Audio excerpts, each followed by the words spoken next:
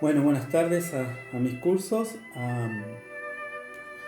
Hoy vamos a continuar con nuestras clases. Vamos a poner una clase grabada para apoyar un poco lo que se ha visto en la clase virtual, o para aquellos que no pueden o porque no hemos podido por alguna circunstancia dictar la clase como corresponde.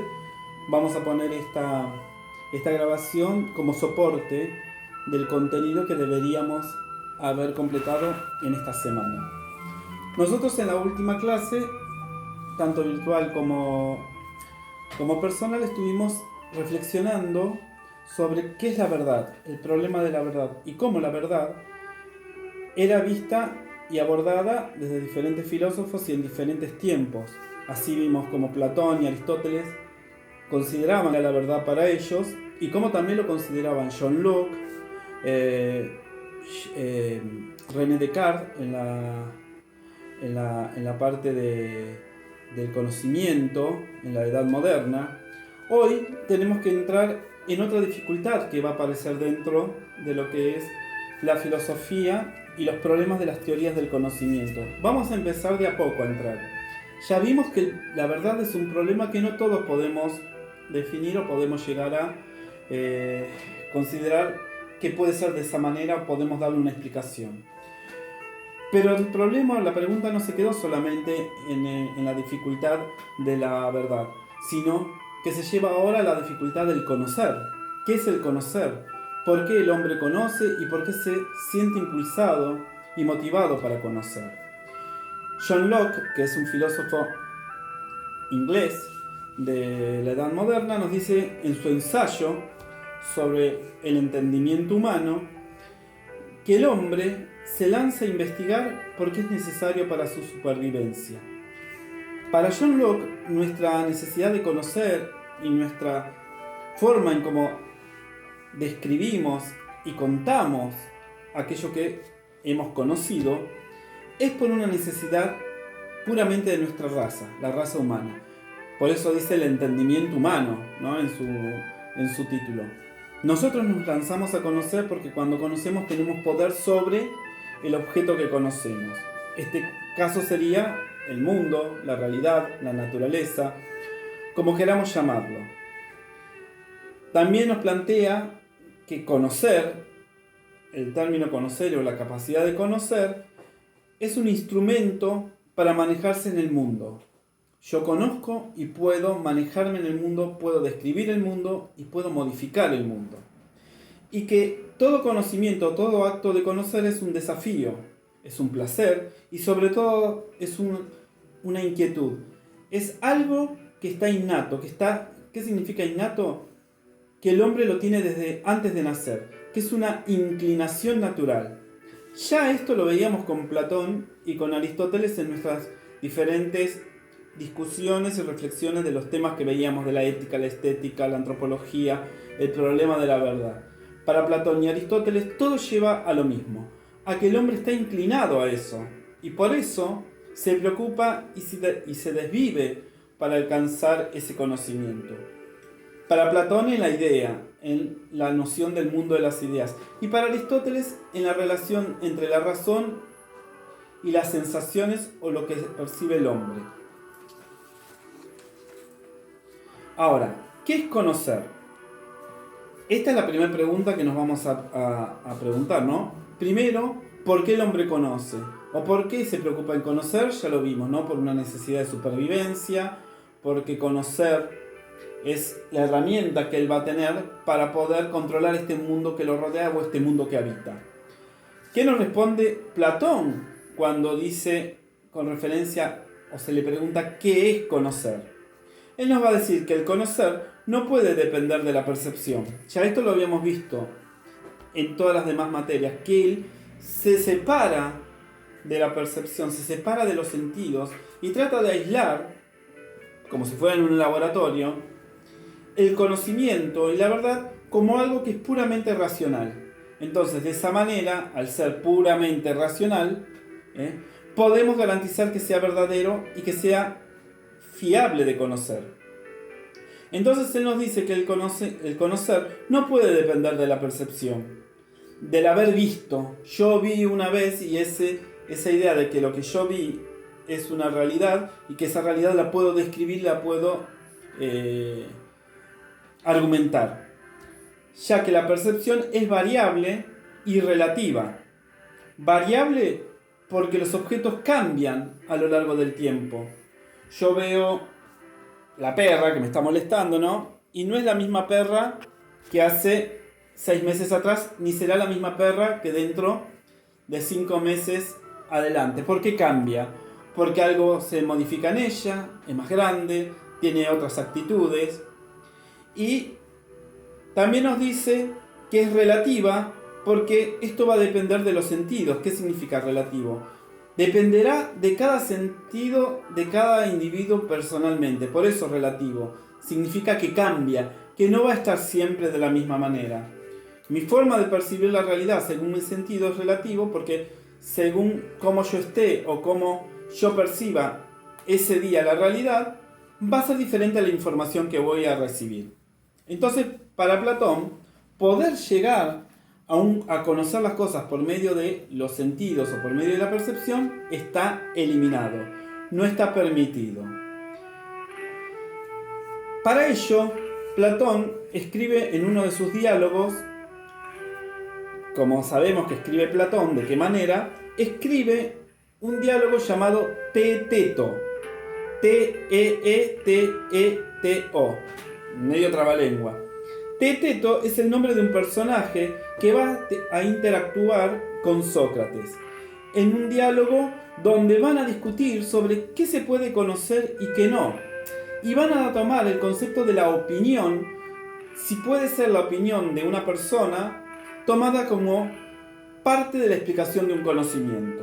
Muchas veces confundimos el conocimiento o un saber fehaciente con la opinión, y la opinión es subjetiva, es lo que yo creo que vi, lo que yo creo que entendí, lo que yo creo que voy a explicar. Entonces, mi opinión no va a ser la misma opinión que va a tener un conciudadano ateniense o un compañero de aula.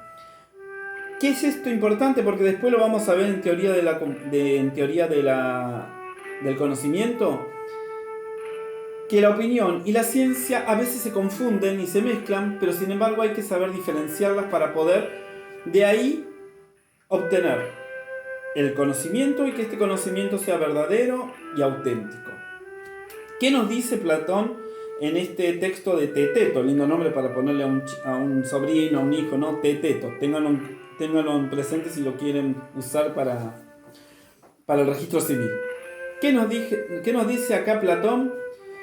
En este diálogo va a haber una reflexión y un debate entre Sócrates y este sujeto, este señor o joven llamado Teetetos, donde van a plantear que la idea de conocer y la de opinión como una muestra de la justificación. Esto significa que yo puedo opinar y a partir de la opinión puedo tratar de justificar algo que yo crea que es verdadero. O sea, la justificación va a ser importante dentro de la teoría del conocimiento o del conocer para Platón. Yo debo poder justificar aquello que estoy contando que vi o contando que pude estudiar o pude investigar.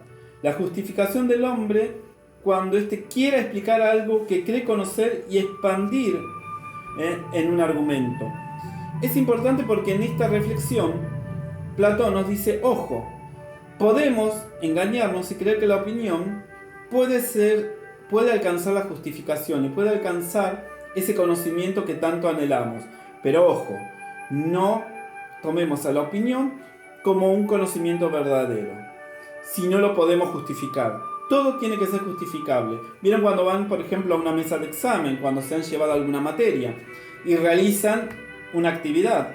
¿Qué es lo que usualmente hace el profesor para redondear esa actividad? Te llama y te pide que justifiques, que expliques qué pasos y de qué manera vos llegaste a esa conclusión. No te pide que opines, a ver, ¿te pareció lindo, feo, difícil o fácil? Sino que justifiques. El justificar me dice que voy a describir algo, los pasos que he realizado para llegar a esa conclusión. Y esa justificación es lo más cercano a disciplinario o a lo científico que yo puedo acercar. A partir de esto, el conocimiento se expresa en oraciones o proposiciones. Yo una vez que creo que conozco algo o creo que puedo explicar algo, ahí es donde las oraciones van a tener su importancia. Yo voy a poder redactar. ¿Por qué les pongo esto como importante dentro del conocimiento y que todo conocimiento se puede expresar en una oración o proposición, que es lo mismo? Lo que pasa es que la palabra proposición se utiliza en el área de la lógica, que eso lo vamos a ver más adelante.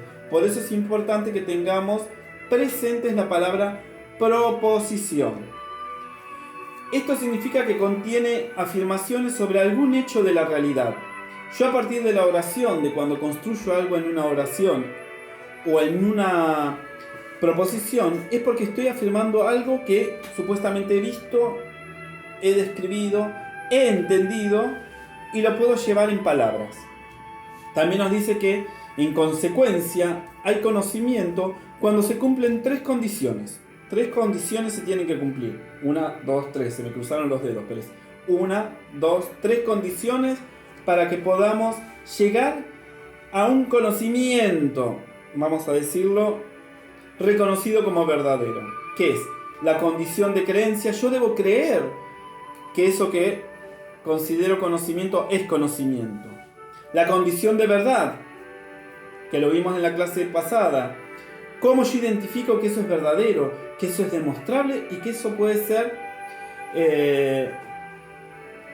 repetido? Si fuera una situación de laboratorio, poder repetir la misma fórmula y llegar a la misma conclusión, o ser verdadero, como por ejemplo en esto de repente poder decir que no hay forma de desmentirlo. ¿Se acuerdan cómo lo hablamos en el tema del concepto de René Descartes, que decía que él quería llegar a una verdad indudable, incuestionable, que por eso crea esta teoría del genio maligno, que a mí me cambia la realidad y que yo busco un conocimiento y termina con la conclusión de todo su paranoia, es decir, pienso, luego existo. Gracias a que pienso, yo puedo definirme como un concepto verdadero, o como la única verdad que no puedo desmentir, que yo existo. ¿En qué forma, en qué realidad? No importa, pero saber que existo porque tengo la capacidad de pensar. Entonces, primero, la condición de creencia. Debo creer que eso que estoy investigando y estoy hablando es verdadero. Poder demostrar que es verdadero. Y poder justificar. La condición de la justificación. Poder justificar esto que les decía. Poder describir qué pasos utilicé para llegar a esa conclusión o a esa solución. ¿Qué nos dice en todo esto Platón? Que para decir que un sujeto conoce algún aspecto del mundo, éste debe afirmar algo sobre el mundo y sostenerlo.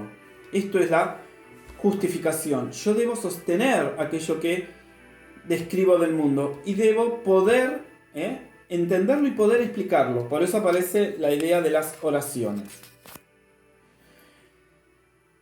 Platón nos dice que la afirmación debe ser verdadera y el sujeto debe tener una justificación para afirmarla.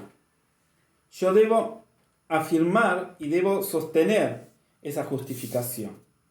¿Qué nos dice en todo esto Platón? Platón nos dice que su aseveración debe estar justificada de alguna manera más o menos rigurosa.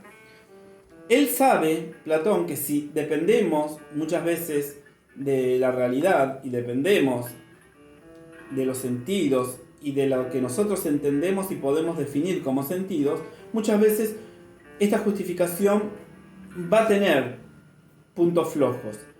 Por eso dice que es importante que toda justificación de alguna manera, más o menos, sea rigurosa, ya sea que se trate de la experiencia cotidiana o de la experiencia cotidiana que tiene cada uno de nosotros, o de un proceso de investigación científica. En todo momento tiene que haber una argumentación, una investigación, una argumentación rigurosa. Esto significa que lo que yo estoy expresando en palabras y expresando a partir de lo que escribo, tiene que ser demostrado y tiene que tener su rigurosidad. También nos va a decir que todo conocimiento es sobre algo, sobre una idea o sobre una experiencia del mundo. Aunque Platón no confiaba en ella, sabía que la teníamos que utilizar. Sabía que mucho de lo que sucedía en el mundo debía de alguna manera ser explicado. Entonces, el conocer el mundo es también una manera de darle entidad, darle la existencia que corresponde. Por más que no confío en ellas. Recordemos que Platón no confiaba en la realidad y no confiaba en los sentidos. Entonces nos dice que todo conocimiento es sobre algo, sobre las plantas, sobre los planetas, sobre las células, sobre las sociedades, sobre los números, sobre bla, bla, bla, todo lo que podamos conocer a lo largo de nuestra vida. Y que el conocimiento puede pensarse como una relación. Y acá entra otra área que más adelante vamos a ver de las teorías del conocimiento, que son que hay una relación entre el conocer, entre todo conocimiento, que se establece como un vínculo entre el sujeto y el objeto.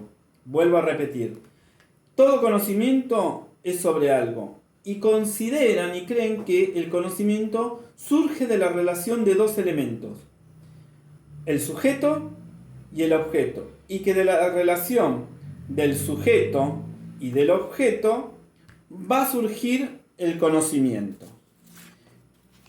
Esto significa que ponemos acá en juego dos elementos significativamente bien diferenciados. El sujeto, que es quien conoce, en todo caso es el hombre, nuestra capacidad de pensar, de ver, de razonar y de poder traducir eso en un conocimiento. Y el objeto, que puede ser la realidad o la cosa que es conocida. Puede ser la realidad, el mundo que me rodea, las situaciones que vivo, o el objeto. Por ejemplo, este fibrón, o este elemento, o este marcador. Es el objeto que permite ser observado y permite ser analizado por el sujeto. Entonces, el sujeto es el hombre. Y el objeto es la cosa o la realidad. El sujeto lo que hace es observa o impacta sobre el objeto. Y esa relación o lo que nos devuelve el objeto es la información que nosotros, a partir de nuestra capacidad racional, lo vamos a modificar y lo vamos a poder colocar en este mundo que es el mundo del conocimiento. Esto para la introducción. Entonces tengamos en claro que nos preguntamos si el conocimiento es posible. Nos preguntamos si dentro de todo el conocimiento puede ser el resultado de la argumentación, de la justificación, y que si esta justificación o argumentación puede basarse en la opinión, por ejemplo, que es una de las preocupaciones de Platón. Después más adelante vamos a ver que la opinión va a tener un peso, pero no tan importante. Y que por supuesto Platón va a sostener que muchas veces nuestra justificación o nuestra manera de ver el mundo es tomado como conocimiento. Hablamos del diálogo de Platón, Teeteto, donde Teeteto charla o reflexiona y dialoga con Sócrates y van a tratar de entender qué es la opinión, qué es la argumentación, cómo los hombres conocemos el mundo, y ahí aparece la idea del sujeto y objeto como dos elementos muy marcados en el acto de conocer. Sujeto es el hombre, aquel que es capaz de conocer, si asumimos que nosotros tenemos la capacidad de conocer. Recuerden que estaban también los escépticos en el problema de la verdad, que consideraban que el hombre es incapaz de conocer la verdad tal cual es. Con lo cual podemos inferir que también es incapaz de conocer. Y acá estaba nuestro grupo, que eran los sofistas, aquellos sabios que eran contemporáneos de Sócrates y que desmentían la posibilidad de conocer la verdad como un hecho concreto y real del ser humano. Entonces podemos inferir o podemos llegar a la conclusión que tampoco va a ser capaz el hombre de llegar al conocimiento, porque el conocimiento está estrechamente ligado con la verdad. Yo si conozco algo, mínimamente pretendo que sea verdadero.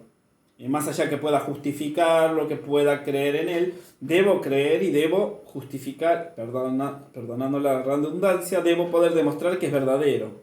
Entonces, si yo soy incapaz como ser humano de conocer la verdad, soy incapaz, obviamente, de conocer todo tipo de información o conocimiento general de la realidad.